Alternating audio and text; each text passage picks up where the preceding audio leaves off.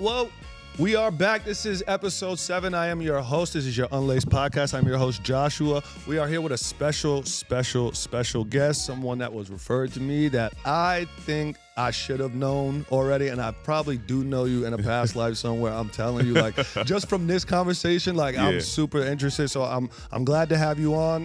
You can introduce yourself, but we do have Micheal Spence here. Hey, thank you, Black. Glad to be here, bro. So I appreciate you coming out, taking time out of your night. I know we both busy. We both was late today, so like I'm telling you, like it is. Life has been really good, but it's been really busy. Yeah, for sure. So what's going on with you right now? What are you into right now? So I'm a speaker, a full-time speaker. Also, I'm a youth pastor at Greater Shiloh Church right over here in Easton. And I'm a dad. I'm a husband. So, you know, my wife's pregnant with our 5th child. Wow. She's doing Congrats. January. Yeah, but that's it, bro. This is the last. This is my last. That's what you say now. Yeah, hey, listen, bro. This is some. I looked her in the face. I was like, baby, either you getting something Todd or I'm getting something Snip. Something gotta give.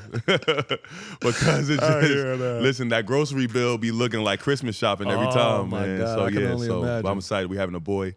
So that'll be 3 boys, 2 girls. Blessings. Yes. Congrats, man. That was one of the biggest blessings. Like, so I have a daughter. She just turned 5 this year. Just started kindergarten. Yes. And one of the biggest things, like I just had one of my friends. His girlfriend actually just got pregnant. He was asking me for advice.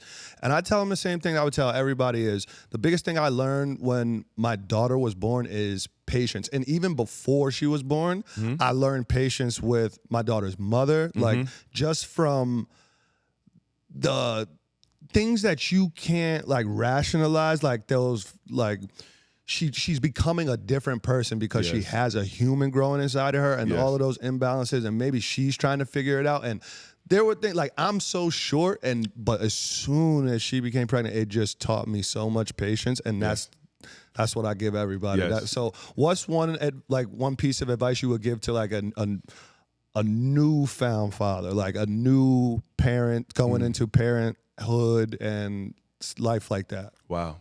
One thing I would probably give them is, there's probably a couple things if I could say it briefly. One is that try to give your kids what you wish you had, because a lot of times you don't even recognize how much you were robbed of certain things growing up. Wow. And I think that, like, my dad was there, but my mom and my dad weren't married, so I saw my dad on weekends. But my dad wasn't a weekend dad in my eyes. Right. I think that it became a season in my life where my dad was really involved and really locked in. But I told myself that I wanted to be a little bit more, despite the fact that at first, because I had my child before I met my wife, that I was just like, hey, you know, I want to be a little bit more than just being a weekend dad. Right. So I think that just really try to make sure that give them what you wish you had, because now more than ever, our kids need us because they face pressures and things that we just didn't face growing up. But I think also just recognize that, especially because like you're living with your wife and your boy is living with his shorty, is like, just always recognize that you are your kid's first example of what healthy love looks like. And I think that was the hardest part for me in my marriage, because I didn't see a marriage growing up. So now I know what a father looks like. I know what a mother looks like, but I don't know what a husband looks like. I got you. And that's 2 different things. I don't know what a wife looks like. That's 2 different things. My mom is a phenomenal mother, but I never got a chance to see my mom be a wife. And I think that when I got it, and that was probably the hardest part, because now you're trying so hard to give your kids that perfect picture. Right. But like, while they're living, we're learning.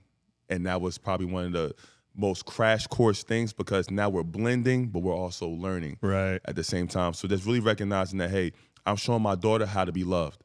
I'm showing my sons how to love. I'm showing how to honor and respect women. I'm showing how to handle confrontation. How to be the king, how to be the leader of your household. I'm showing my daughter what true submission looks like. So it's just like what does a true man of God looks like. So all those things matter. And I think that I've really learned a lot in that process, is because I recognize that our kids don't need perfect parents; they need real parents. Why do you think that let me rephrase the question. Where did that idea of what a marriage looks like, just because you didn't have that ideal picture growing up? So what was that to you growing up? Like, where did you get that picture from? Like, where does that come from? Like, did you see it on TV somewhere and you were like, oh, that's what I want my life to be like? Yes. So I had to apologize to my father and my mother one day because I compared my mom and my dad to, you probably know what I'm talking about, Family Matters. When I'm asking you the question, it was like Carl Winslow was on my brain. I hope you know. Like, I just want you to know that. Like, and that's serious. It was like, well, it's either the Cosbys, exactly, or it's Family Matters. Yes, like, sir. it's one or the two. One of the two. Oh, that's incredible. You say that. Okay, go ahead. Yeah. So I had to really recognize, and one day it just hit me that Mike, your dad's not Carl Winslow. And your mother's not Claire Huxtable. Yes. And I think that so it was unfair because I put this unrealistic expectation on my parents that they were never designed to hold. Right. And also I really recognized that just because the way I came into this earth was not conventional doesn't mean I had to force a conventional situation on my family. You don't realize that until you get older, though. Yes, exactly. Like I look at my mom and my dad and I say, and I thank God every day that they didn't get married. Because I'm still to this day kind of wondering, how did y'all even exchange numbers? It's like because it's so they cool with each other, they respect each other, but it's just that I don't see how it works. And just because I wanted that don't mean I needed that. And I think that I needed if my dad, I respect my dad for saying, hey, I might not could love your mother, but I could respect your mother. One thing I could say, I never saw my dad disrespect my mother. I love that. Ever. I love that. So it's just that despite no matter what happened, I never saw him disrespect my mom. And I think that so now I'm conditioned to say, okay, cool, well, a father doesn't disrespect the mother. But now, like I said, I think that I was saying to myself, and this is the promise that I made to myself, that, hey, you know, Mike, you made a decision of bringing your sons into this world without making their mother your wife. So like, if you could do anything, just make sure that your next child doesn't experience that. Because I don't think God called any of us to be baby fathers or baby daddies. I think he called us to be husbands first. And a lot of times that's what we get tripped up at. We put the cart before the horse. 100%. So it's interesting you say that because I have the same sentiments. And I was engaged to my daughter's mother. And then like we did the whole thing in the right order. We got engaged. We bought a house. Within a month of us buying the house, she became pregnant. But we was on the roll. Yeah. My daughter was born February 2020. The next month, COVID. Okay. So that's where the disconnect came. Gotcha. Like I was still working all the way through COVID, having to go to work, come home. I was a postal worker. Okay. And then I'm stripping down, and I can't be with the baby. I can't because we didn't know what COVID was when it first came sure. out. Like scary time. People was, and I don't think people realize that of what it initially did to like people's psyches and people's fears and where we were at that time. And I could only. Man, like I feel so bad for like even the seniors of that year being stripped of their prom, their graduations. Like my nephew being one of those, and all of the newfound parents of that year being stripped. And not even just the parent, the grandparents who weren't allowed to love on the kids, and like they didn't get that outside time, and all of that stuff like that plays into it. But the biggest thing that I learned from that was I have to know who I'm marrying. Yes, sir. We have to be friends first. And I'm so I'm telling you, I feel so blessed right now, and I'm so tapped into my emotions right now with my wife. Because so we just got married September 21st, and congratulations. We're doing it again this Saturday. Yeah. So thank you. Bro. I appreciate you. But it's we were friends for over a decade before we ever like even started that. So that's something that I can tell people is like, just be friends first. Like get to know each other, like really build that relationship. And then all the extras is just, it's oh my cherries God, on top. And I think man. that one of the best things that I heard in counseling is that they said that if you can't change, if your wife or your husband has to stay the same for the rest of their life, no improvement, no change, would you be okay with the person that you married? And a lot of people said no. That's a good because question. a lot of times we think that change is guaranteed. It's not. No, absolutely not. There's a lot of people that you know for over 40 and 50 years, they're the same person. Yeah. It's like, so getting older is inevitable, but not change. Change is optional. And I think that sometimes, so I had to sit back and ask myself, like, am I comfortable with this person? If they didn't change nothing. And I was okay with that decision.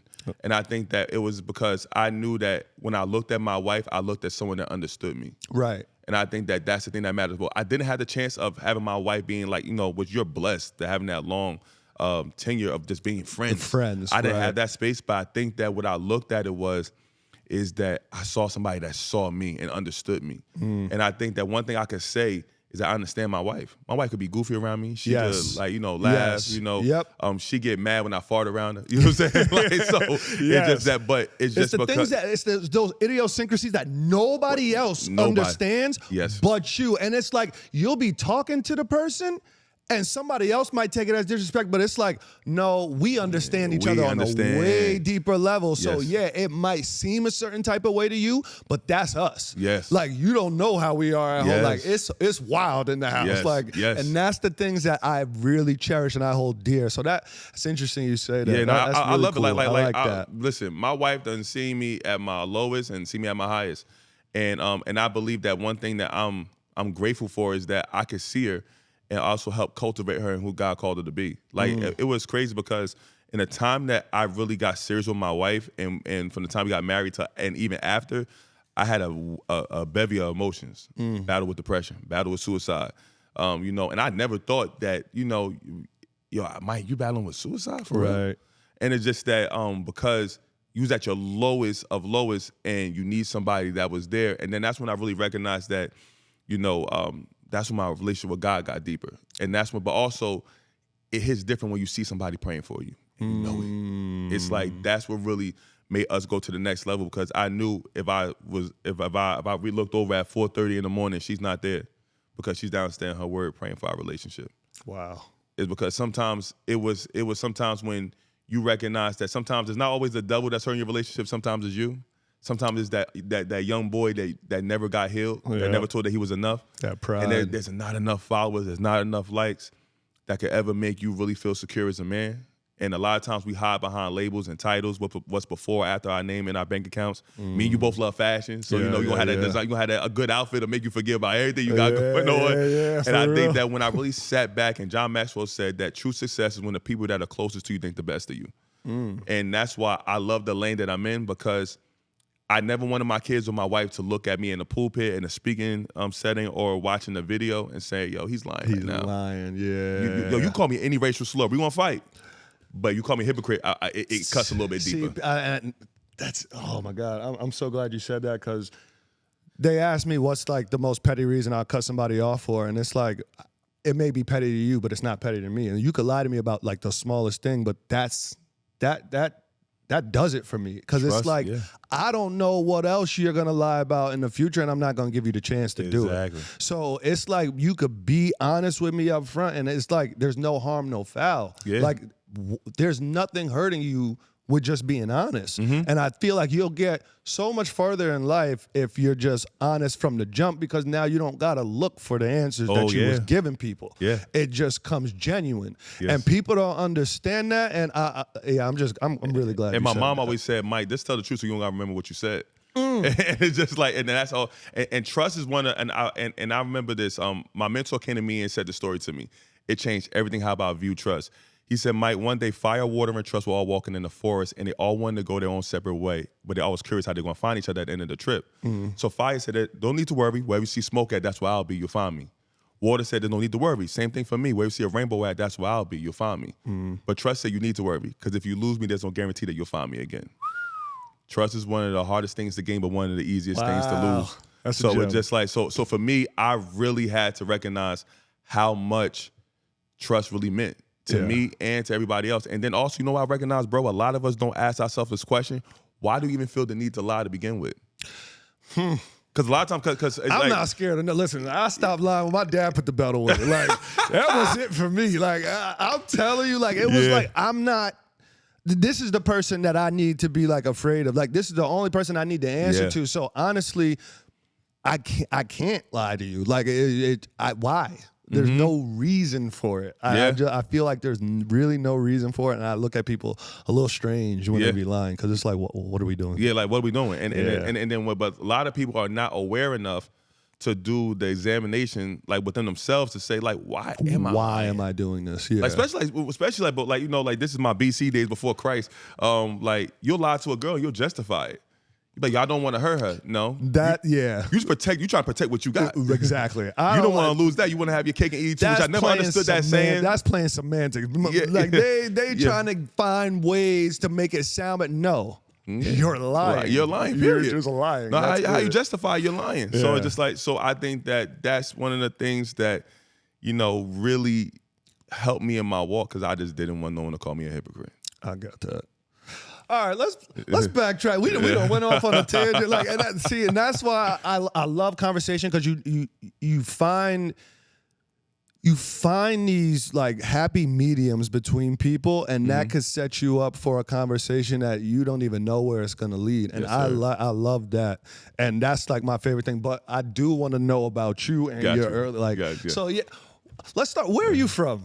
So I grew up between two cities, Irvington and Orange, New Jersey. Okay. Shout out to Irvington, shout out to Orange. New Jerusalem. Yeah. So I grew up between those two cities. Are you familiar with it? My mom, I was born in St. Barnabas in Livingston, but funny thing about it is I went right back to the number blocks in Irvington. So it was just like, 'cause Irvington, the number blocks go from Irvington to Newark. And it's crazy because it's like, here you are being born in this nice hospital, you're going right back to the so it's just but my mom, here's one thing I love about my mom. She taught me the difference between being broke and being poor.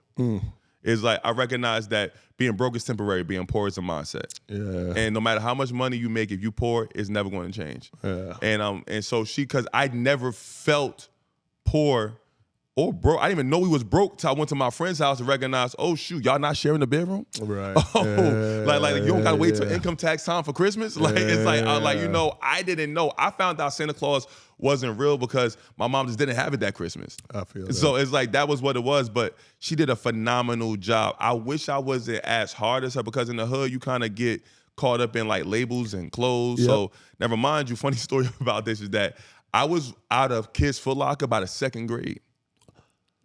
So I was out of Kids Foot Locker by So if y'all don't know, just tell them what size you're wearing right now. So these are 14, 15. My hooping shoes are like 15s. Like, you know what I'm saying? Like, you know, so that's the crazy. But I was out of Kids Foot Locker by the second grade. Most kids don't get out of Kids Foot Locker to like sixth, seventh grade. Some kids high school. Yeah. So man.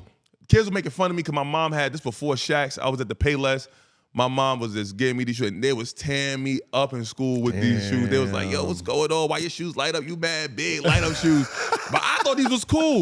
Rich kids, love what you love, like what you like. Do not let nobody, that's what I love about fashion. That's a fact. Because I feel like it's my canvas. And so my mom said, all right, son, you know, I'm going to go. And mind you, she working hard, working a decent job, but it wasn't enough per se. And I remember I went inside to try to get some Jordans. And then my mom, they put them on my feet. And it was I forgot which numbers it was, but it was either the 13s or the 12s. And then when she put them on my feet, I was like, how they feel? I said, they feel good. So then she looked at the price, because we're in the kids section. Yep. And she looked at him, she's like, okay, I could do that.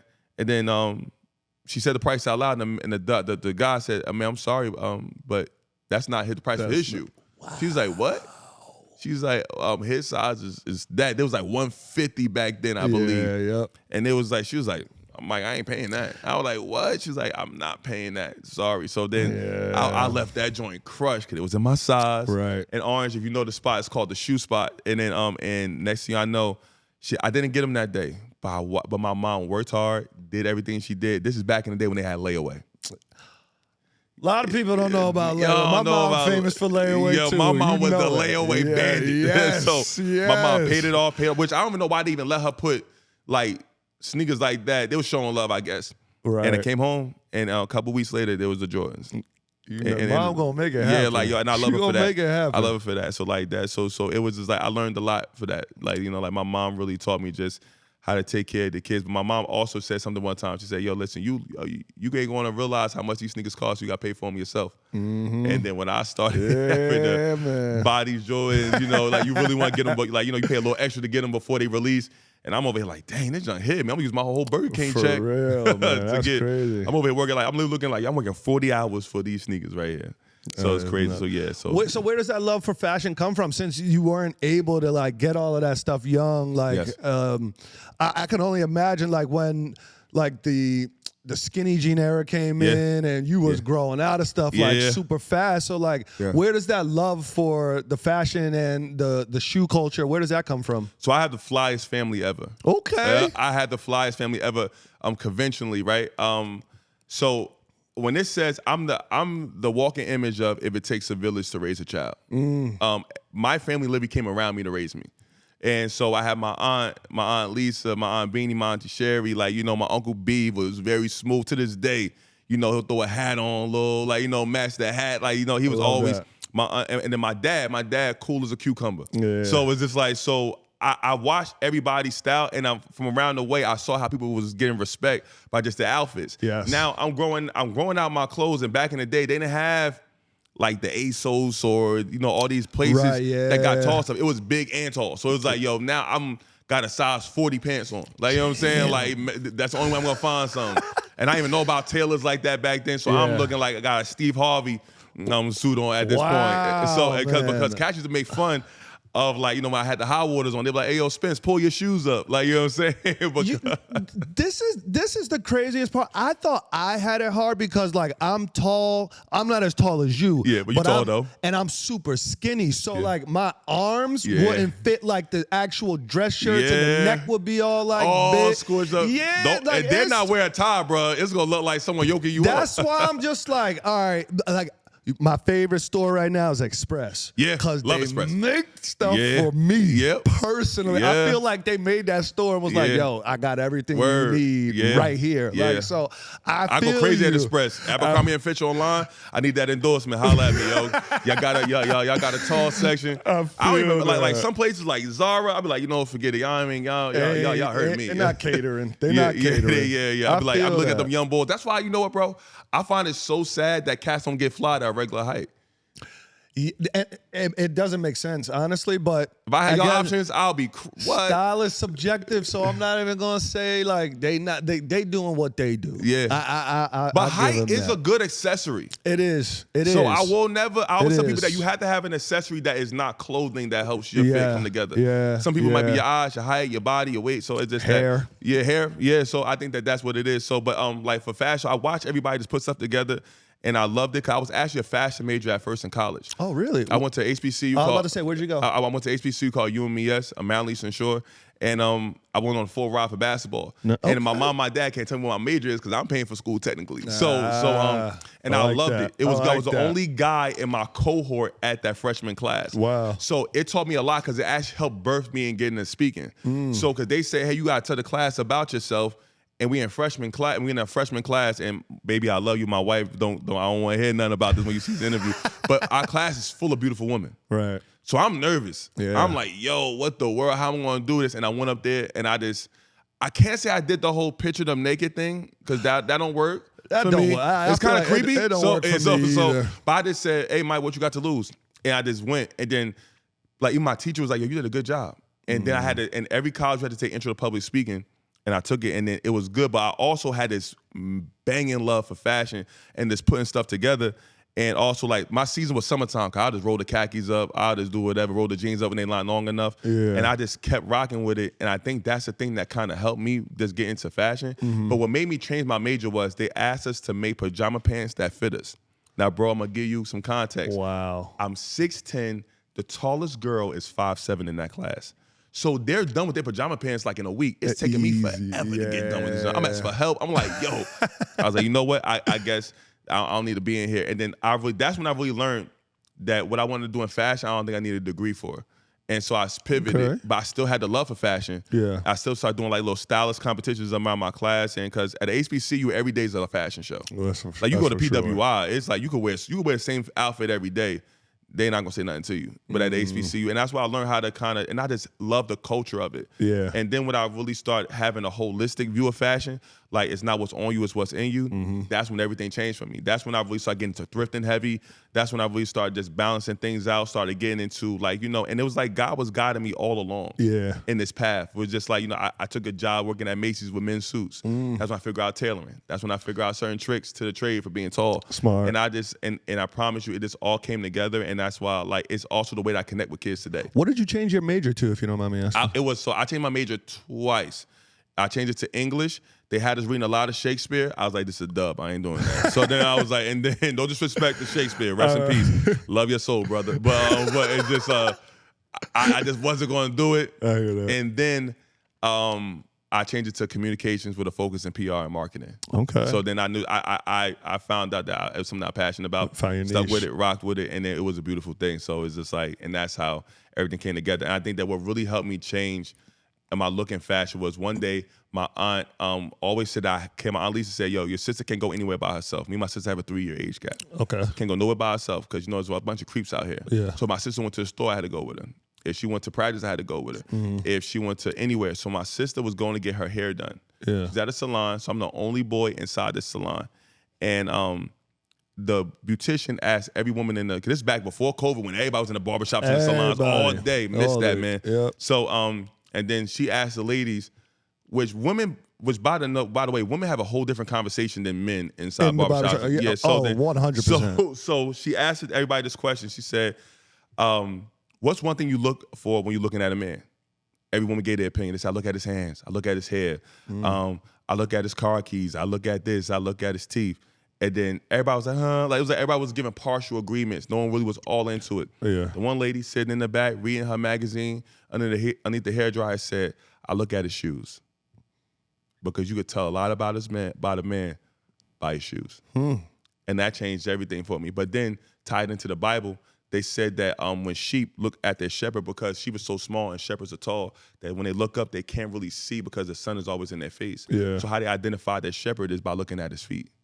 So it's just that, because they know that that's the person that's supposed to be guiding me. It's by his feet and by his voice. Right. And I think that, so for me, I tied it into my life is that in the biblical sense about just how I represent myself, represent my family, but also represent my Lord and Savior. And then, so it's literally how, like, I love when people say that when you become saved, God doesn't change who you are; it just make who you are better. Yeah.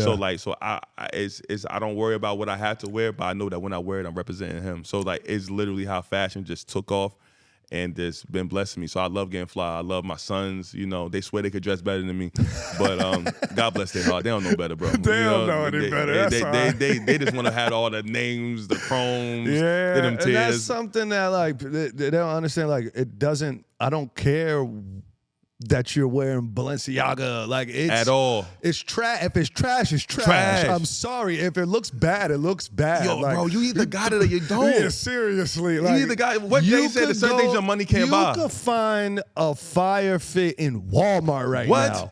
A fire fit in Walmart right now. Bro, there's some pieces I got that I shut the game down with in Walmart, Target, Marshalls. They don't understand. They don't even know. Yeah, I be like, yo, listen, if you're really smart, you get it out the mud. That's there a fact. And put it together, because listen, I tell people this, you gotta do all that to get fly. You're not fly. You're not fly. If you spending all of that money, like, just to look, and then mind you, y'all buying pieces that you're gonna wear one time, and if you wear it again, I know you just wore it. Like, now you're recycling. Yeah.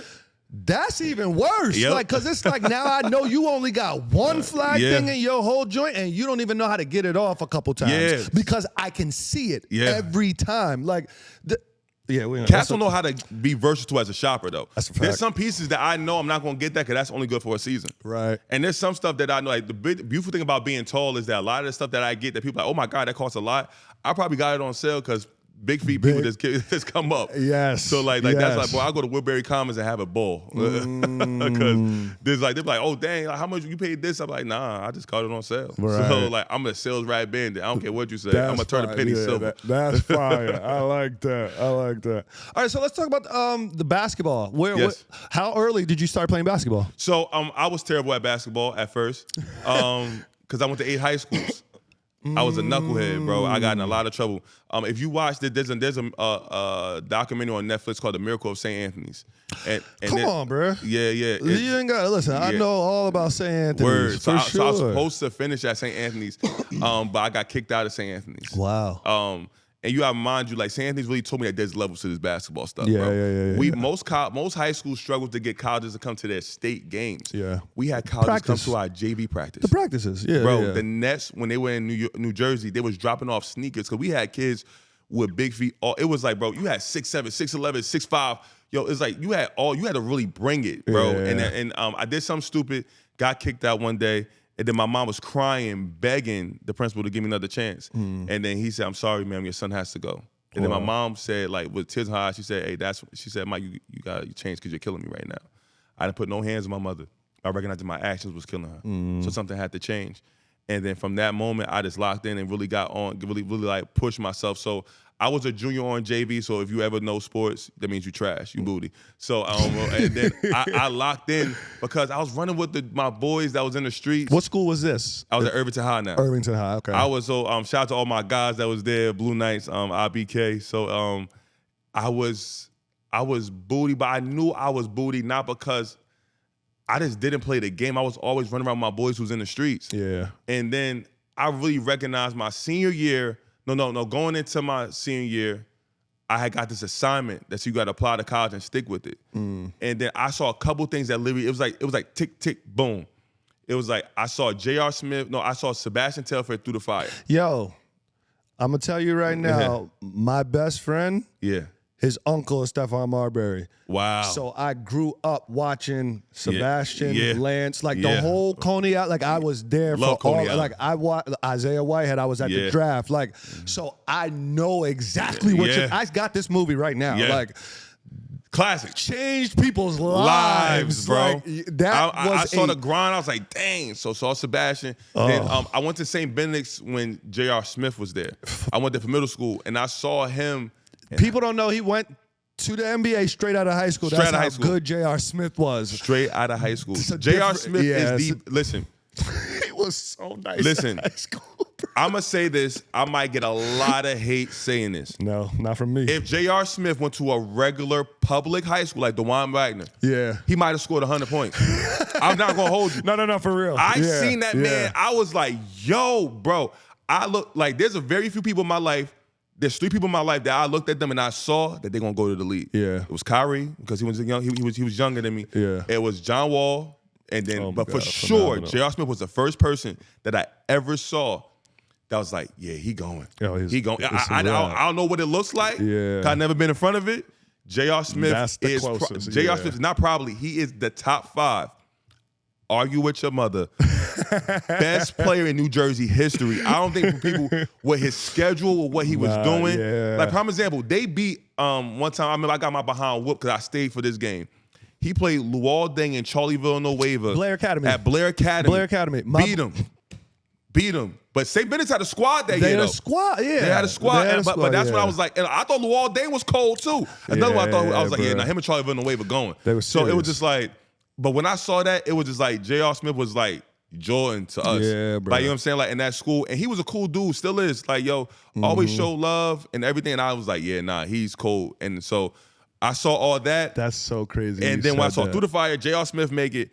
And then when my teacher gave us an assignment and said, you got to apply to college and stick with it. Yeah. And I was rocking with D-Wade at the time, so I said, I'm going to apply to Marquette.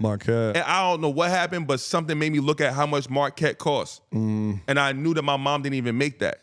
So it's like, I'm going to ask my mom to go and really pay for something that I know she ain't going to make. Just not be realistic. I didn't know about student loans, none of that fast. So I knew my mom didn't make that. And I knew I wasn't going to get an academic scholarship. Gotcha. So I said, Mike, you got a gift. You got something, use it. So Meadowlark Lemon from the Harlem Globetrotters comes to my church. And he says, hey, if you take basketball serious, you're going to go far. That's all. He just prophesied on me. I was like, all right, boom. That's all I need to hear. Is like tick, tick, boom. And then I was playing Patterson Catholic. My second game of my senior year, I transferred to Manchester Regional right outside of Patterson. Okay. And I'm having a good game. And then my mom is there. She had to ask my uncle to get off work early to take me there. And then while my mom's acting ghetto, my mom from North, South Side. Yeah. And then she in Patterson. She over here talking crazy in the crowd, like, don't foul my son like that. She wilding. My uncle like, yo, chill. Like, yo, we a long way from North. Like, chill. And then next thing I know, a guy was sitting next to my mom, and he said, excuse me, ma'am, that's your son? She said, yeah, that's my baby. And he said, yo, he doing good. He said, yo, I want to offer him. And then that was my first offer I received, and everything else changed from there. That was the school you ended up going to? No. It was Kentucky State. It was a D2. Okay. D2 HBCU. And then my first letter was from Iona. Good school. Yeah. And then which I'm still cool with Shaheem to this day. Okay. Coach Willard, that was my first offer. I wanted to commit to Maryland Eastern Shore. And and they gave me a chance because I think the statute of limitations is up on this. But I graduated high school with a 1.9 GPA, so technically you don't qualify. They got you in there. So basically what they did was they said, yo, we're gonna bring you on for a year, and we're gonna bring you on for a year, and then we're gonna let you get cleared academically. Yeah. You're not gonna play, but we're not gonna redshirt you. And then that next year we're gonna bring you on. So it never went towards my eligibility. It's called Prop 48, but it wasn't legal back then. Right. And my coach showed love. It was a blessing from God. I'll never complain about it because it changed my trajectory. That's what's and then and that was a blessing. So I got cleared, played D1 there. I did a year there, and then I had my son, and I just wanted to change course. So I went to Virginia State, and then I finished at Montclair State. Stop. You went to Virginia State? Went to Virginia State. My dad went to Virginia State. Yeah, best HBCU in the land. That's crazy. Best HBCU in the land. He I don't want to hear about A&T Howard. Yeah. You have a good time at Virginia State, bro. Wow, Virginia that's State. interesting. That's crazy. Once a Trojan, always a Trojan. I don't care. You went there for a day. Yeah. That's insane. Oh my God, that's crazy. All right, so immediately after college, what does that look like for you? Like, you buckle down, you get a job. Like, what do you get into after college? I played basketball a little bit. Played for some like semi-pro teams. Did a little stint overseas in Mexico. Well, that's not even overseas because you don't gotta go overseas to go to Mexico. Man, so how was that? It was cool. Had to be a culture shock. No? It was cool. It was all right. I'm the tallest by a landslide over there, but I have an empathy for people who come in our country. Yeah. Because I know what it's like being in another country and you not speak their language at all. That's what I'm saying. It had to be a culture shock for you. Yeah, but it's just like, it was a quick. I probably did like a couple games and I came home because I didn't want because it was just like, the money's not right, and then overseas cutthroat, bro. Like, listen, if you're not performing to the standard, you gonna see a dude walk in there that look just like you. Oh wow! And you gonna be like, dang, wow. And he not here to be a teammate. He here to replace you, dog. So it's like, and that's what helped me out in business. Okay. Because basketball's very cutthroat. So what? You don't seem like a person who just give up something just because like it was tough or like you were having a tough time. So like, was it just like you weren't passionate about it anymore, or like what did something like what was that? I guess. What was that voice inside your head that was like, this isn't for me? Because I feel like you seem like a steadfast person, especially when you have your mind made up to do something. So I can't just imagine you getting to Mexico, play a couple games, and was like, Yeah. I had my son at the time, and I didn't want. I knew what not having a dad there every day did for my son, and it did for me. I didn't want that for my son. Gotcha. So I told myself, and it's crazy because Ryan was around, like Ryan was around for this season as well. It's like I said, hey, you know what? If I don't make it to the NBA, I ain't gonna play. So I went hard for a couple years trying to make it to the NBA, like doing G League tryouts, doing everything, and it didn't take place during that time. And so, but at that time, I don't believe in plan Bs, bro. I believe it's a plan. My coach, the best thing, shout out to Coach Jamal Brown, who's at Norfolk State right now. He was the head assistant at Maryland Eastern Shore. That's crazy you said that. And he did me the hugest favor ever. I don't know if hugest is a word, but he brought me in the office one day and he said, Mike, he opened up the draft class. I don't know what year that was. And he said, what do all these guys got in common? I said, they all tall. He said, nah, he under 6 feet. You know, this person, like, I said, dang. I said, well, they all going D1. He said, nah, he overseas, he D2. I'm like, dang, well, what they all got in common? He said they all could at least do one thing great or had the potential to do it great. So you got to ask yourself, what is the thing that you could do great? That's the only way you're going to make it. But then he said also, Mike, he said, do you know how long the average NBA career lasts? And I was like, what? He said 3 to 4 years. I was about to say 4 years. And then he said, now listen, I'm not here to discourage you. He said, I think you could make it. But he said, what I'm asking you is that what does basketball look like after you're done? Because you don't plan on dying after you're done playing the game. And then he reminded me that athletes have 2 deaths. the one after the game and the one of their physical body. Yeah. But not a lot of athletes bounce back from that first death. Right. And he just said, Mike, if you want to do yourself a favor, prepare for that first death. Yeah. And so that's when I got into, and then he showed me E.T. the Hip Hop Preacher. Literally, that day, if he wants to see as bad as you want to breathe, he showed me that speech. And so I began to lock in with fashion more, lock into speaking, but also still work on my game, still find something that was great, to be great at. And it just changed my trajectory because it was hard, and it still is hard because you still feel like you have something more in you. But what I really recognize is that I'm walking in the fullness of God has for me. And if my name's called, so be it. If it's not, I'm at peace, whatever that it brings. But I know that at least I'm fulfilling God's will for my life. So and my sons and my sons really are my mirror. So my trainer is Burley, at Burley's gym right around the corner. Yeah. And I remember one time I went to a tryout and I didn't get in. I really thought I did good. I thought I was gonna at least get picked up by this G League team. And then I was crushed. I didn't come back to the gym for like a week. And then my son, I used to bring him around me so he could see what it looks like to train hard. And then my son Burley said, hey, yo, listen, Dave, while your dad doing this, yo, go over here and do this. And then he said, nah, I don't feel like it. And then he tapped me and he said, Mike, you see? He said, you had a whole week of saying you don't feel like doing it. And now look, this kid who will always hop in the workout, always do it, is now starting to say he don't feel like it. So it's like you always got the audience watching you. So I really wanted to make sure that, because my biggest fear in life, bro, wow, I never said this. My biggest fear in life is that I never want to hear my son call another man dad. So it was like that's pushed me to say, hey, Mike, do the best you can to be around for your sons. Yeah. So that's when I wanted. So I wanted to make sure that I'm there for them, and thank God I wake up to see their faces every day. And that's something that pushed me because it's like I want to make sure I was there for them. I hear that. So when did you make that full transition as to I'm not doing basketball anymore, and then what was the next chapter of your life? Just because I know that played such a big role in those moments. So like what had to happen for you to make that switch as when you said, I'm done with basketball, I have to figure out my next life path? So the mindset of having a plan also helps you kind of compartmentalize and put stuff where it needs to be. Yeah. Because I felt like if I put basketball to bed, then I'm kind of putting a piece of me to bed, so that I might need out in this world.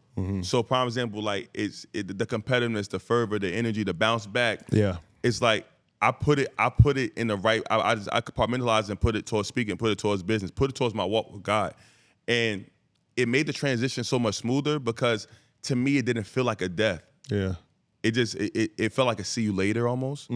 So it was just like, because I was from my freshman year after having that talk with my coach, always thinking about what this looks like after basketball was done. So I personally believe, and I was talking to a lot of my friends who will play football, basketball, all sports, when you're preparing for it while you're doing the sport, it's almost like it's you just know when it's time. Yeah. You know when it's when you're not there. And the reason why I haven't really killed it or put it to bed is because this is how I connect with my sons now.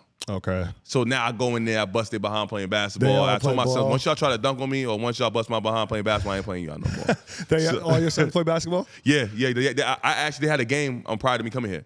So I left the game early to be here. So Cool, those my guys. Man. They're both freshmen and sophomores at Wilson. So nice. my oldest is 6'4" as a sophomore, and my youngest is probably gonna be like 6 foot when the season's done, when everything's said and done. Wow. For this year, we hope that they get the hygiene from me, because their mom is like 5'4", something like that. 5'5", 5'6". Yeah. I don't know what it was, So what was that next? What was the next step? Like when you finished the pursuit, I guess, of the NBA journey, where do you go from here? Because what I did was I worked for the NBA for a little bit. Okay. I was in production, basically it was, and I had no business being in production, bro. There's some nice cats in production, and the NBA taught me this. There's levels. Yes. And I believe God brought me to the NBA to see what $1 billion businesses ran like. See what people that are committed, man. There's some listen, the stuff that goes into a documentary, man, it's a whole nother level, bro. I have a whole different kind of respect for them in that lane. That's my favorite genre of anything, like documentary, biography, autobiography. I just love stories. So bro, they'll be there in the wee hours of the morning. I know. The documentary done. Yeah, deadlines is deadlines. But it was just they were so professional. And then I remember my boss, her name was Heather at the NBA, because I picked up speaking full time and I was working when the games were on, and then so I figured out a way to do my work and fall asleep because I was so tired. 'Cause I was up during the day. Wow. So I would figure out how to do things to, like, still take a nap, because my boss wasn't there. She was gone because she was there during the day. And then this is when I learned that, you treat everybody like the CEO, not like the janitor, even if they are the janitor. 100%. So I treated the security guard like he was a king. I treated the janitor like she was a queen. And so one day I fell asleep and I was tired, and the security guard runs the long way to wakes me up because he just greeted my boss. Wow. So now he shakes me up like, yo, your boss is here. Go take this way so you won't get caught. Yeah. She was from Texas, and I heard her little cowboy boots clanking, and I just missed her. Wow. And then from there, he saved my job. But then a couple weeks later, we had the end of the season come up, and then she said to me, Mike, you're not passionate about this. Go do what you're passionate about. And it sounds encouraging, but when that check stopped, yes, that's when it get real. Yes. And that's when I really felt like God was saying, now you want to learn how to trust me.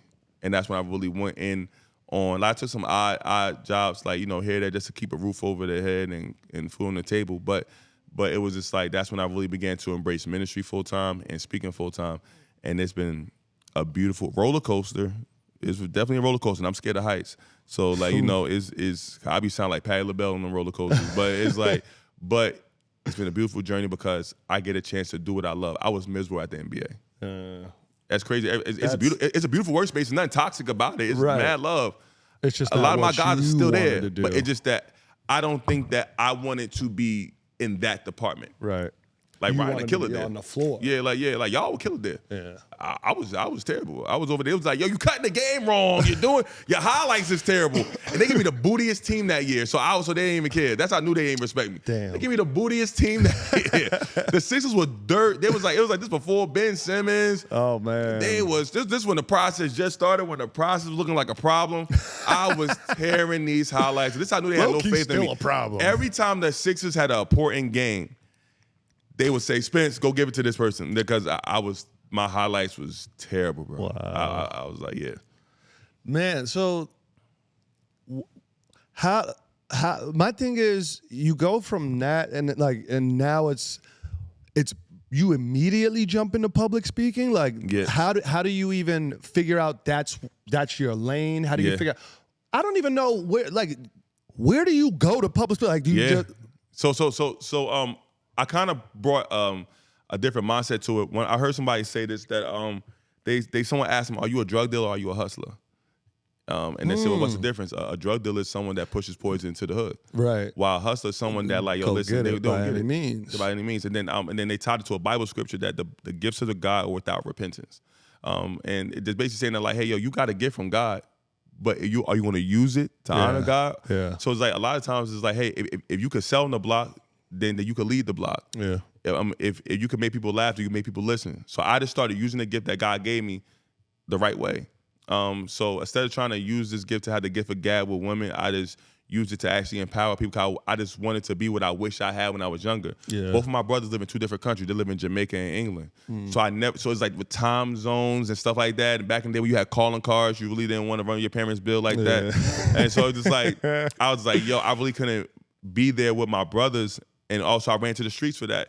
And I just always want to be a big brother. So when I did that, bro, it's like, it was like God was guiding me all along, but I wasn't ready for it. And when I was ready, that's when God released me into it. And then now, you can't just wake up. It's like, yeah, you can release the dream on social media, say I'm public speaking now, but it's like, you gotta get booked. Yes. And then, so what I did was I wasn't getting booked, but I knew the difference between running and really getting motion. But what are you, like, my thing is, what are you trying to get booked for? And like, what are you speaking about that you think people should book you for? Yeah. Like, you're just coming into this field and I'm naive. I'm just asking these questions, like, because I really want to know. Yeah. And that's the thing. It's just like, How did that even? It was like, oh well, you have a space. I want to come speak at it, but why or and what about? So So this guy named Dr. Bill Parisi and Dr. Gilbert came into my life and they changed everything. They heard my story one day, and then because I used to sleep inside classrooms and locker room at Montclair State. I gave him my room and board so I could take the money to go help my mom and my son out. So I was literally doing that. And so no one knew. Because I'm big on, in fashion, you don't like your situation like your destination. So no one didn't know that I was sleeping inside classrooms, locker rooms, checking vending machines for change to catch the bus home. No one knew that. And then, so what I did was I brought that hustle mentality to it, and I started going to schools, and I recognized that my story started hitting with people that I was sharing with. And Dr. Gilbert just said, hey, one day, he said, yo, listen, I want you to speak to my class. Mind you, these are my peers. So I'm nervous, bro. That's where it starts. Yeah, so I'm nervous. I'm like, okay. And then I kept dodging them, and I was like, nah, I don't want to do this. And then I just went in the bathroom. I used to go when I was sleeping inside the classrooms, I would speak to the classrooms empty by themselves and picture them packed. I would go to football fields and picture it packed. And then I just kept working on my craft, and I just figuring it out. Then I said, all right, cool. Then Dr. Gilbert kept checking me on it. My mentor, Reverend Dave Howell, kept checking me on it and just kept pushing me in that direction. Then I just started going to schools. I started saying, hey, who's the coolest teacher here? They'd be like, oh, yeah, because this person. I'd be like, hey, can I meet him? So I'll ask me to the principal, the assistant principal, or the coolest teacher. And I'd be like, hey, I just want to inspire your kids. I'll do it for free. Because I watched my barber. My barber was getting mad action. I'm like, yo, how you get this good at being a barber? How you get this clientele? He said, Mike, I just stood outside the barbershop and they said, hey, yo, I'll give you a haircut for free. And I started doing it. That's why I don't understand how people who be complaining about. But they don't want to work. They don't want to work, They want monetary gain. And that's like, I have a business called The Perks of Being Social, and it's to build creators up that don't have a background. And it's if you see somebody in the same field as you, but not in the same lane, that's just a way to benefit both of y'all by working together, build your portfolio, then you go get to work. I don't understand how people miss that initial step. It's like, you don't have a background in this. Do it for free because you love it. You used to play basketball for free because you loved it. There was millions of things you did as a child where you didn't realize, like, you didn't even have the idea of like, oh, I can make money from this. It was just a love and a passion for something. And I think people are missing that as you grow. And and you know, bro, I'm keeping it 100. I don't care that they missing it. I'm gonna take everything that they missing. So it's just that, and my mentor always says to me, he checked me every time. One time I got complacent. He said, Mike, are you hungry or do you just want food? And I was just like, wait. Super gem. Yeah, I was like, what? He said, Mike, how do you move when you're hungry? He said, everything tastes good when you're hungry. You take a bag of chips, you'll take water, you'll do everything. But he said, when you just want food, if you don't like it, if you don't have a taste for it, you're not gonna take it. He said, Mike, I'm keeping it 100 with you. I just think you want food. I don't think you're hungry right now. He said, you got a little success, you got something going on, you got some motion. But I don't think you're hungry right now. I think you just want food. Wow. And that's when I really had to lock in and really and it's just like, cause sometimes, you know, cause you heard no, cause also when people, they might take this approach that me and you taking, but no could really hurt you. No could really hurt you. Then I never forget when someone said that, yo, just look at your nose differently. This like when they asked Thomas Edison, you found thousands of ways, you failed thousands of ways. He said, nah, I just found thousands of ways that didn't work. I'm gonna find one way. So basically, like, your no, it's just giving you one step closer to your yes. I'm turning my no, like, I look at all the no's as like, oh, okay, you just don't see the value in it right now. But I'm gonna show you. I'm gonna go do it somewhere else to make you circle back and come get it. Like, and you gonna pay double. Oh, 100. Now I gotta stick you up because I tried to do it for free. I tried to give you the good price, but now you wanted to see it done first. So when you come back, it's the same respect you gave me at first. Exactly. I'm gonna give you the same. And also, back. I want the youngest to really understand this part. Don't take the no's personal. 100%. Because sometimes you gotta really recognize this. A lot of people, their job are on the line for that yes. So sometimes I don't take it personal.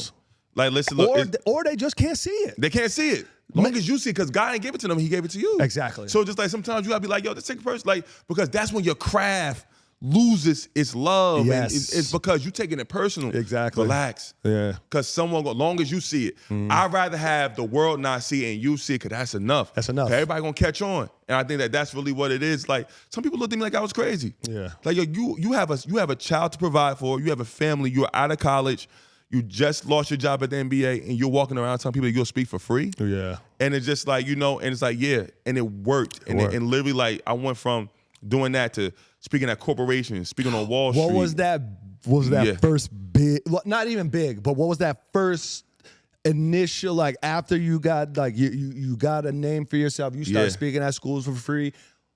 Who was that? Maybe not the first, maybe you don't remember the first part, but who was that, like, initial person to, like, reach out, was like, oh, I want to pay you for this? Yeah, so it was Dr. G from Montclair State University. Okay. He had a conference that had 500 students there, and it was my brother Reggie. He kept on saying to everybody, like, yo, y'all gotta give Mike a shot. You gotta give Mike a shot. Yeah. And Dr. G was hesitant, and then he did. And my boy Reggie, really, he's a professor and a counselor at Montclair State, and then he advocated, and he brought me in, and I tore it up, and then that's how the whole thing went from there, and it literally just went. And it's crazy because every speech led me to another speech, because someone probably would have me be sharing my video on social media or whatever the case may be, and it just went.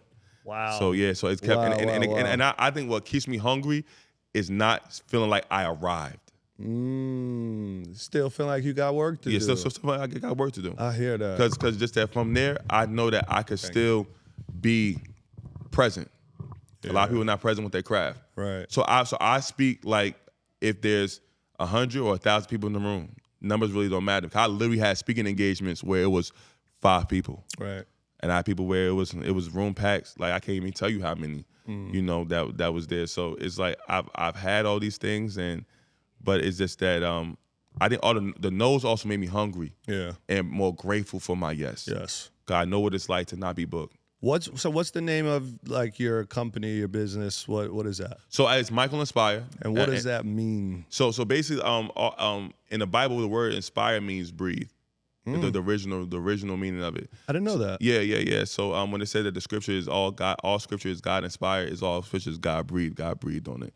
And so I believe that when you breathe on a situation, you give it life, you give it air. So that's why I roll with Micheal Inspire. And then I have a nonprofit which is called Tribe. And it's called, like, basically we take a village. Yeah. And I'm basically like just giving back to our kids in our community. And Tribe stands for telling real inspiring beliefs every day. So basically, I help nice people get better at telling their story.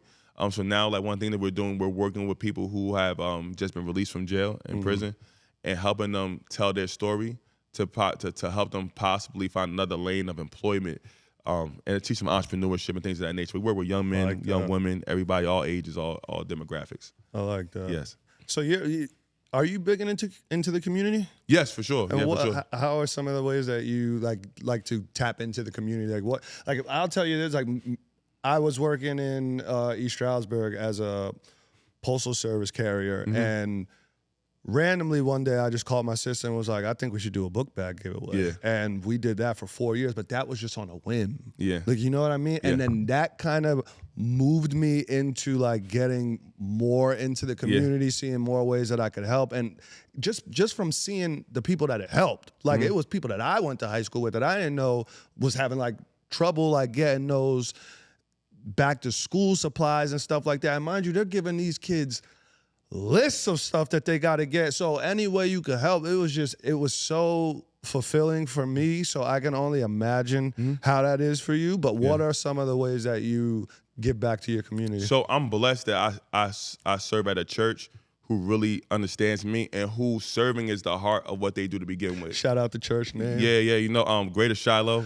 Shout out to Pastor my Phil. Mom. Yes. My mom goes to this church in Stroudsburg. Yes, sir. That's awesome. That's awesome. Hey, shout out to Pastor Phil, Pastor Christina, my guy PB, who shops here as well. He a huge sneaker box guy. Yo, it's so crazy how men in church connect about sneakers. Like, yo, listen, look, my guy Baron, we'll sit back and just talk about sneakers, like, yo, bro, you got those? Because he got big feet as well.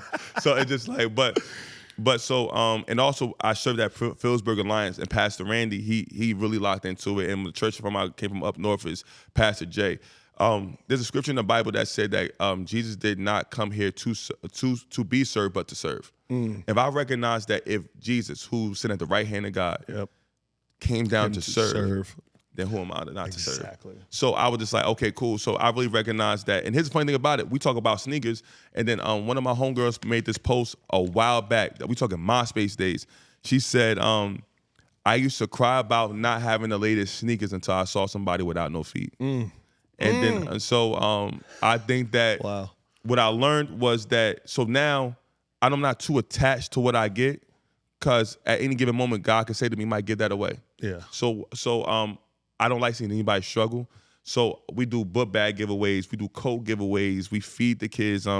Every Wednesday we meet over in Easton at 228, our youth group, and we feeding them, we're giving them lessons, we're mentoring them, we're guiding them. So we're doing a lot to make sure that our community builds, but also we're just doing the work. And I want to give a huge shout out to all these school districts, Phillipsburg School District, Easton School District, Wilson, because they don't gotta let me inside these buildings, right? But they do. That's good. And they allow me to just show up for these kids and be authentically myself and just give back to them and sit down with them and talk to them. Like, one of the things we did recently that I love is that I had all the kids sit down and write an inspirational note on the lunch bag. Yeah. And then I said, we gonna pack these sandwiches together, and we gonna go out and we gonna give this to the homeless. And y'all should see the faces of the homeless people. Wow. When they look at the bag. Yeah. Yo, don't quit, don't give up. Wow. And then we write cards to the kids at the children's hospital. Because if you want to be motivated, go to the children's hospital. Go to CHOP. Go to Lehigh Valley Children's Hospital, and you see kids who've been told that they got months left to live. Yeah. But they didn't let the disease kill it might be killing their body, but it didn't kill their soul. Not their spirit. Yeah, so it's just like, bro, I'm looking at that, and it's like we have to make cards for them. And one thing that God has blessed me with is to be impactful with people that don't look like me. My mentor, Dr. Gilbert, is Jewish. He's short and white. And a lot of school districts I work with, I work with people whose parents are doctors, lawyers, Fortune 500 CEOs, all the way to kids who are on welfare, Section 8. Yeah. And God has blessed me that I could really be in these districts, like, and just really have an impact on these kids and sit down with them and talk to them and just relate to them.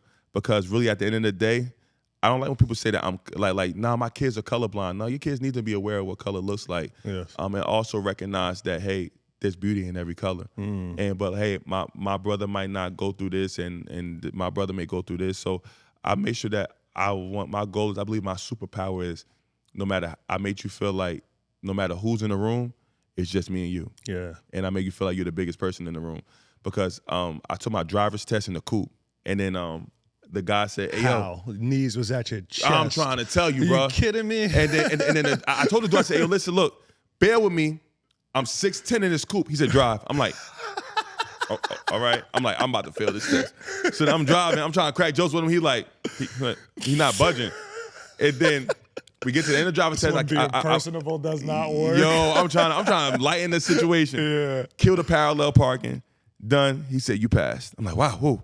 But he said, let me tell you something. He said, I noticed that you kept mentioning your height about in the thing, and you sound insecure about it. He said, I want to tell you that God didn't create you to play basketball with that height. God created you so you can help people see the world from that angle. I was like, yo, you shouldn't be no driver instructor. Did he know you played basketball? I guess he just assumed that because I'm 6'10". Wow. But I'm over here like, brother, you in the wrong field, brother. I'm like, yo, whatever you do, I ain't know about speaking at the time. I'm like, yo, bro, you need to get on, dog. That was cool. That's cool. And that changed everything. And you know what's so crazy? I met somebody, I remember the guy name, I forget his leaving me at the time. I met somebody that worked at that same place I took my driver's test at. Like, yo, is this guy that works there? I'm vehemently asking everybody about this guy. Yeah. No one knows who he is. No one knows who I'm talking about. I'm like, yo, wow, I'm like your dad. This I felt like he was an angel, bro. Oh, man. So it just that's the thing that it's just like, so I always felt the need to just lift people up so they could see the world from that angle. I love that. So I think that, so the kids, because we don't know what they're going through at home. Yeah. Some of these kids could be listen, just because you have a 7-bedroom house, 4-car garage, you just have a nice house. Yeah. You don't have a home. And I think that's the thing that I'm like it's a huge difference. And that's what I love about my mom. Even we were sharing biz and figuring it out. My mom, my grandmother, my aunts, man, they made it feel like my uncle. They made it feel like a home. Yeah. You know what I'm saying? So it's just like, I'm grateful because I was taught that early. And it's literally just helped me be a better man. So that's so it just like, everything that's played into it. And now I get a chance to give kids that, because you'll be shocked about how many kids are not getting that at home. Right. They're not. They like some of the kids. And we assume we assume it. And some of the kids' biggest villain is that. Exactly. Yeah. Because we received it. We assume that it's natural. Right. And some kids, I had a friend, wealthy. His room had a room. I'm serious. No, I understand. Bro, he told me one time, like, yo, bro, I'll pay to have what you have. Right. I'm looking at him like, what? Spend all the time over at your house, and it's I'm like, do you realize? I saw. That's when I really recognized I'm rich. No, because I had a friend like that too. Like, he had the big house, but he was always at mine. I'm like, bro, let's go to your crib. Like, you got everything over there, trampoline in the back, but he just want to kick it around some real, like, you know what I mean? Like, and I didn't understand that until I got older as well. And it taught me a lot, bro. And it humbled me, because one of my partners, I'm in development, so I basically help put apartment buildings up and stuff like that. And one of my partners and investors said to me, I said, yo, like, you worked at Goldman Sachs. He said, what game you got to get me, bro? I'm an older guy. He said, Mike, he said, we out here making generational money. He said, but one of the hardest things I ever heard in my life was my son said to me that you didn't raise me, our nanny raised us. That was my biggest thing with leaving the post office. Is I felt like I was gonna be working so much that I'll miss a lot, and I don't want to miss. I don't want to miss a lot. I don't want to miss anything, actually. Like, the fact that I could take my daughter to school and pick her up is a blessing. That's the blessing. That's the blessing. We take that for granted, and I promise you, bro. And that's the thing that I really want everybody to understand, is that, like, it's the small things that we take in life for granted. 100%. And that's what I really said. Like, someone asked the gang leader, how you so effective at getting people in your gang? He said, because I'm always there. When they walk home, I'm there. When they got a game, I'm there. When they go to the park, I'm there. Right. He said, and so I said, all right, well, how can we combat that, Mike? So sometimes, and when you go to Phillipsburg, you might see me at a game.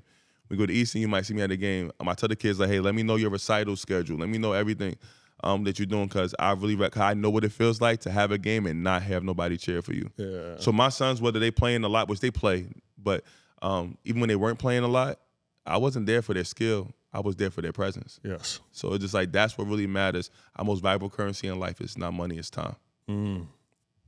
That's a fact. You can say that again. Say it to the camera, too. Look right there when you say it. Our most valuable currency in this life is not money, it's time. So you're living in Easton now. So what does that Easton mean? Like, how did you even get here? Let's start there. How did you even get to Easton? So Kerry Kittles was scared. You know Kerry Kittles. Come on. Yeah. You got it. I'm 34 years old. I know about the net. I think I had a Kerry Kittles jersey. What? I had a Kerry Kittles jersey. If they don't know who Kerry Kittles is, they too young for you, Chip. Come on, they don't know, but that's a fact.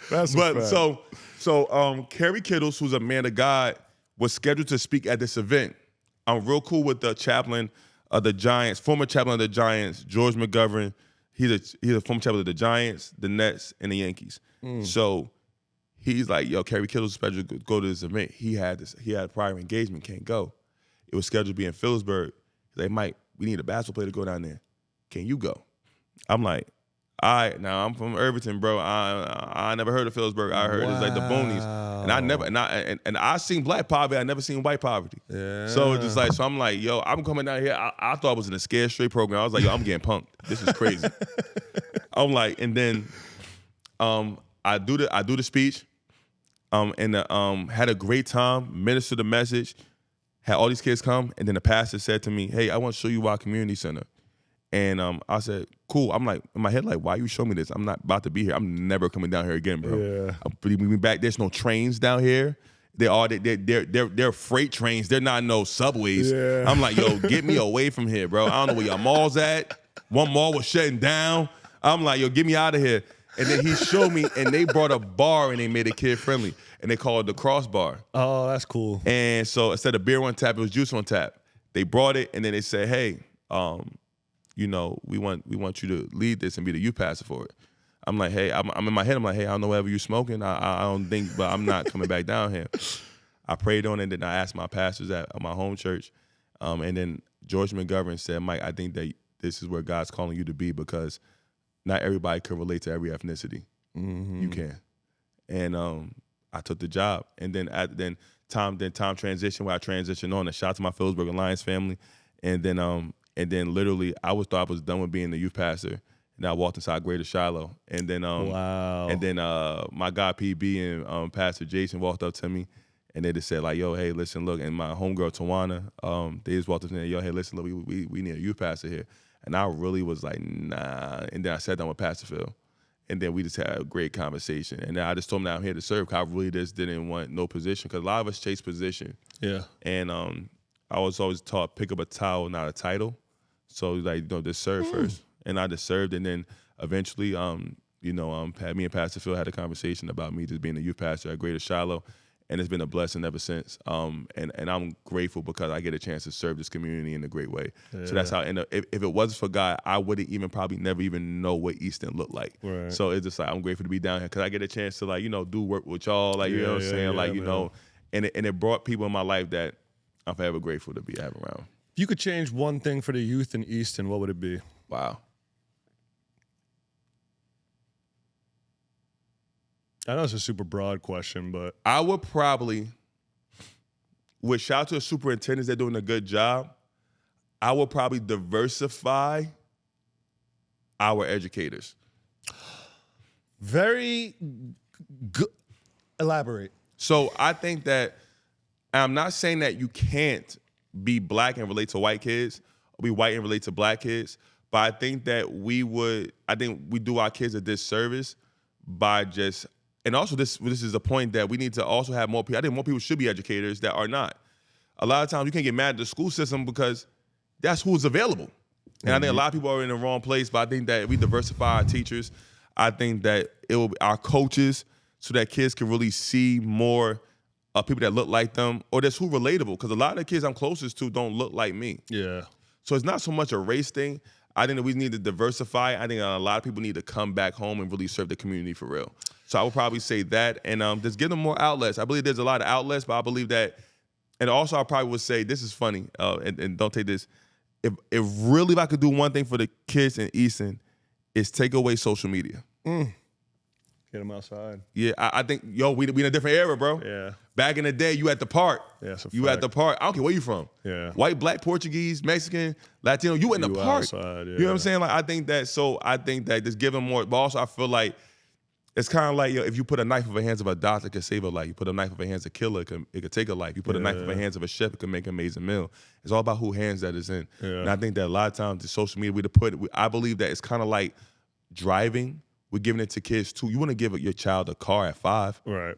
I think that a lot of times we're giving kids something too early. Yeah. I think that I think social media is a tool, but I think it's becoming a weapon. But here's the worst part about it. It's like, well, if you don't give it to them now, you're disregarding that piece of their childhood, because it's not ours anymore. Yeah. It's their childhood. And it's like, if they don't have that, they're missing out on a piece of their childhood, because you can't say, it's so. They need it. I know what you mean. I had to budge. I'm unashamed about this, because I knew I was getting old. I had a rule in my house that you couldn't get social media till you got in high school.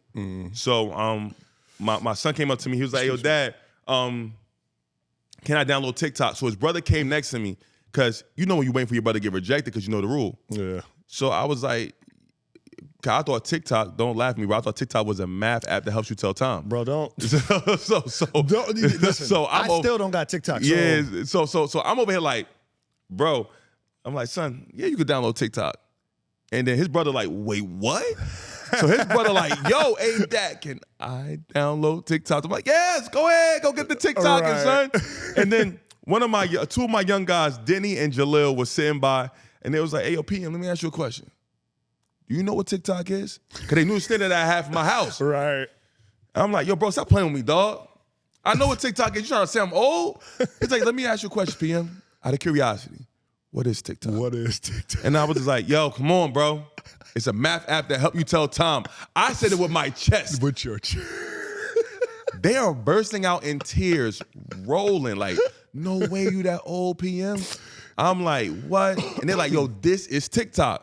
Man, they was over there carrying out urinals out the school, wilding, all these dances. I'm like, yo, boy, give me that. I went in my son's room. I'm like, man, give me this phone, yo. Y'all tripping. And that's when I was like, all right. I was like, see, I learned. And that's the thing, is that that gap between us and the kids and the divide. Like some things we just gonna be slower to like pick up I'm on. okay with it. I'm super okay with that. Yeah. Like and I like the thing that you said about diversifying like the educators. Yeah.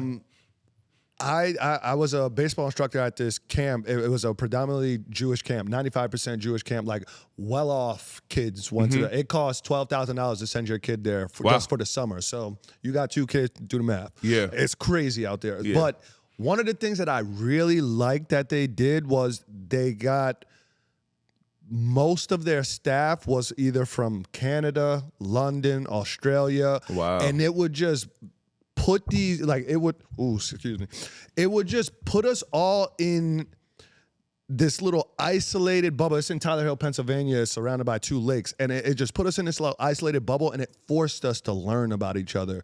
And it gave these kids perspective from a place that they're not going to get outside of here because mind you, there's like maybe 2,800 kids, and they all come from 3 places. It's either Jericho, New York, Syosset, New York, or like this one like affluent like I think it's somewhere in Florida. Yeah. But they all come from like those areas, so you know they're all connected. Like it's like that. One of the kids' his grandfather owns the Minnesota Vikings. Like that type of wealth. Dang. So you know what I mean? Like, and it was so, but you learn about all these different backgrounds, and I was so appreciative of that for me, not even for the kid. Like I was learning even like more so than the kids, and I was just appreciative of that. So that's one thing I really like that expand you your said mind. that. Once you expand the mind, it can never shrink unless there's a accident that happens. Yeah, you can learn from anybody. Bro, do you know how many people that live in New York and New Jersey that never been to the Statue of Liberty? It blows my mind. Honestly, blows my mind. I'm gonna be honest. I was there as a grown man the first time I ever went. Wow. First grown man with my son. Wow. First time I ever went. It's like people never like before 9/11 never went to World Trade Center. World Trade Center. You know, like it's crazy, bro. So it's just like you really that. sit back and be like, wait, what? Yeah. It just go out. You are bigger than your city. Yeah. You know, like I do a lot of work in Philadelphia, and it's just like there's some kids that never left Philly. Mm-hmm. Don't even know what it looks like. Yep. So just like, we got to stop being the only place you leave. The only time you leave your city is to go to a mall or to a concert. And I love the experiences, but like you expand your horizons. Right. You know, really learn more, because it's just like, and that's why it's so important as parents, and that's why one of the rules that me and my wife have in our house is that we'll spend more money on an experience than a product. I like that. Because that's my wife. My wife. Like, because my wife and I didn't like it. Yeah. Because that means that I like objects. Don't yeah, take because me now my nowhere. wife's trying to do that with me. And I'm like, no, baby. It's my birthday. I want that. Yeah, I'm specific. Especially on Father's Day. Right, don't come in with no tie. Don't come in with no socks. And they're like, nah, don't do that. Right, so I'm like, nah, baby, you're not low. Go right over there to that store. For you're real. not low. I got enough experience. I like that. All right, so we're getting deep into the conversation now, so I kind of want to like wrap it up, but I do want to ask these last 2 questions. When people hear the name Micheal Spence, what do you want them to think of? It used to be a hard question for me, but it's easy now. I want them to first to think of that I'm a man of God, that I stood for actually what I actually said and believed, a good husband, a good father, but most importantly, someone that made the world a better place while they were living. That I wasn't invisible, I was invaluable to this earth. So that's something that I would think. And what's been one of your proudest moments is stepping into this role of leadership and inspiration? The proudest moments that I can say that I have is watching parents say thank you. It's like sometimes when you hear the kids say it, it's dope. Yeah. When you hear parents say thank you, it hits different. Because you know it resonated. Yeah. It went on beyond the kid. Yeah. And he's taking that and you, wow. Yeah. Because that was my mom. Yeah. That was my dad. Mm-hmm. And I really recognized that. And I remember someone came to me one day, they said, Mike, one day, I pray it never happened to you, but one day you're not going to be cool enough to your kids, and you're going to need somebody to be that example for them. But the good thing about it is that you sow so much in to other people's kids. And sometimes you might not reap, but your kids will. Yeah. So I think that I believe that I sowed enough that I think my great grandkids will reap. And I think that the beautiful part about it is that just hearing those thank yous from those parents. And sometimes you might not hear a thank you for a while, but or anything, but that's not what you're in it for. Exactly. Because you're in it to serve. The Chinese bamboo tree takes 7 years to show fruit. Hmm. We gotta keep watering it every day. But in the 7 months, it grows well over 50 feet when it starts growing. Yeah. So it grows higher than most trees in 7 months, but it takes a while to start bearing fruit. Yeah. And I think that that's how what helps me with kids is that I see the seed. I don't focus on whether they're a tree or not. Right. I just see them as a seed, and I recognize that, hey, Mike, your job is to make sure that they're planted and not buried. And the difference between being planted and being buried is water. Am I going to water them? You got to pour into them. I got to pour into them. Otherwise, they're going to die. Yeah. The same way you plant a seed, the same way you bury your body. You dig and you put it in the ground. And I said that, you know what? I'm not going to throw dirt on them. I'm going to put soil on them to make sure that they grow. And I'm going to keep watering them. And sometimes it don't got to be a message. Sometimes you got to be an ear. Yeah. Sometimes you just got to just make time for them. Sometimes you got to be a shoulder. Sometimes, like one of my boys just lost one of his parents, and he's older than me actually. And I was around them, and you typically want to start throwing verses at them, Bible verses and all stuff like that. Sometimes you just gotta listen. You gotta just be quiet, let them talk. And just like, and I really recognize in that moment, because sometimes you gotta tell yourself to shut up. You're right. Right, yeah. Like, you think you got all the right shit to say, and it's like, no, not right now. He don't need to hear that. You need to just listen. Yeah. Let him talk, because sometimes it's because when you hear people talk, it's cathartic, and they could tell you what they need. Yes. Oh my God. Wow. So it's like I'm like, so really, he ain't need to hear nothing. He told me, because when people know what you do, they're gonna know what you're gonna say. He's like, y'all know all the Bible verses. I was like, okay. And sometimes, if you're not careful, you can get offended. Like, well, he don't know. Because listen, the people that Jesus had, his biggest issue was with the religious people. But who he impacted were the people that weren't supposed to be even in contact with him. Yeah. And he impacted them by just letting them know, hey, listen, I love you, and I'm here for you, and you are not who your sins are. You're not. That doesn't define you. So I really, when he called the woman in adultery, when the woman with the woman at the well, with the man that was lame, all these people, they weren't qualified for his presence. Yet he gave them time. So I'm nowhere near Jesus. I'm just a vessel, and that keeps me humble and meek. And I think that so yeah, if I could really just man, God has been faithful, bro. And I really recognize that when I have teammates, I have more teammates that are dead, incarcerated, or have done time. I went to 8 high schools, then teammates that actually graduated college. Wow. That keeps me motivated, bro. That's deep. That's very deep. So what's next for you? What can people look out for? What should people look out for? What I'm really focusing on right now is I have a book that I'm almost done with. So I'm really pushing that a lot to really get that done. And also just do we have a title? Yes, it's called Bench Warmers. Oh. Yeah. So it's basically how to win in life God's way. I'm basically sharing my story on just every aspect of my life. And it's my favorite book growing up was Letters to a Young Brother by Hill Harper. Okay. And then he was basically it was a conversation between a young man and him, and he was writing the letters back to him. And so I'm basically writing a book in similar to that form, kind of paying homage to that book. Okay.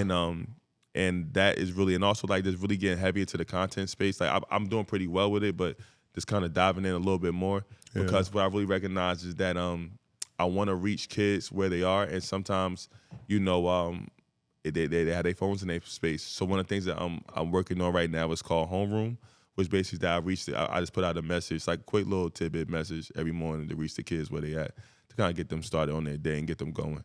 Wow. And also just keep on impacting as many lives as possible, bringing them to the kingdom until I join God in glory. Because my ultimate goal in life is to hear, well done, thy good and faithful servant. I don't want to get in front of God and I did it, and I spent all this time not doing what he called me to do. Right. So it's I'm blessed, and also, continue to just grow and meet amazing people like yourself and just do work alongside them, and just, continue to watch my sons grow, watch my daughters grow, and do it with my amazing wife by my side. So, and I think that I'm grateful that I get to do it with my mom and my dad still alive. So I think that that's what really blesses me, and getting to break cycles in my family and getting a chance to see, certain things I never got a chance to see. So I'm grateful for that, and God has blessed me with a platform where I could just reach people. So I'm excited about that. Continue to keep that going, and be fly while doing it. So. I hear that. Give me your top 3 sneakers before we leave. Top 3 sneakers. Jordan 3s. Which ones? I need a specific. This might be a curveball. Jordan 3 Cool Grays. Okay, I'm not mad. Jordan 3 Cool Grays. I'm not mad. Taxi 12s. Okay. Concord 11s. Why? Concords because I just saw Jordan hooping and then I'm going crazy. I was watching Last Dance last night, and I said, outside of Michael Jordan, I have never seen a person play basketball in Jordan 11s. Yeah, I did at one point, bro. Are they comfortable? No. Thank you. I don't know how Jordan did it. And that's it. I don't know how Jordan did it. I don't know how Jordan did it. The 12s are mad heavy. He looks so cool doing it's just too. like he over here wearing a wristband on his leg. And don't no one say nothing about it. Jordan and LL Cool J got away with a lot of fashion don'ts. They call me big. Yo, LL Cool J had jeans on in the ocean. You know what I'm saying? It's like, they had a lot. They got away with a lot of stuff fashionably that nobody would say because they're the ghosts. They really did. So those are my. Mike, it's been a pleasure, man. Thank you, man. I can't thank you enough. This is your Unlaced podcast, episode 7. I am your host, Joshua. I am here, and I'm blessed to be sitting with Micheal Spence. Please check him out. Ryan, you're the greatest ever. Sneaker Box will be back next episode.